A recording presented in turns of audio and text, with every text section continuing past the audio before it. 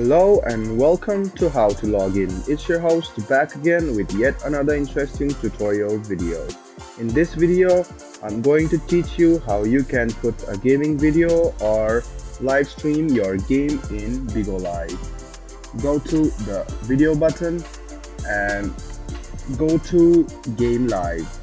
Now you can choose game and you can even create a live time. You can do anything in this section.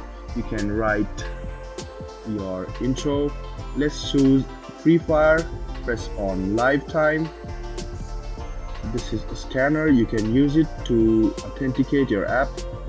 If you press on live time and you want to write your bio or something to your friends, you can go ahead and write it and click on sure.